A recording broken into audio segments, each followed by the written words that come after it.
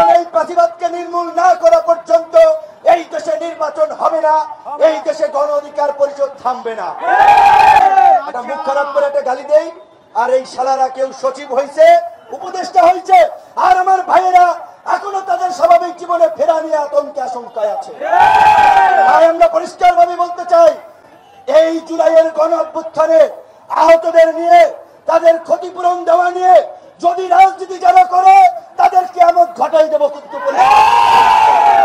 এখন পর্যন্ত এই সরকারের বিরুদ্ধে কোন ওইভাবে বক্তব্য দেই নাই। সরকার বিব্রতকর হয়, সরকার বিপদে পড়ে, প্রশাসন বিপদে পড়ে।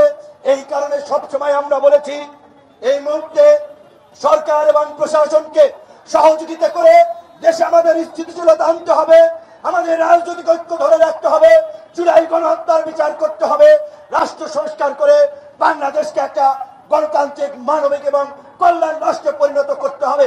এই জাতীয় ঐক্য যাতে বিনষ্ট না হয়, সেজন্য কোন রাজনৈতিক দলের বিরুদ্ধে আমরা বক্তব্য দেই না, স্লোগান দেই না, সরকারের বিরুদ্ধেও তেমন দিচ্ছি না। তার মানে এইটা নয় যা ইচ্ছা তারা তাই করবে আর আমরা তা মেনে নেব।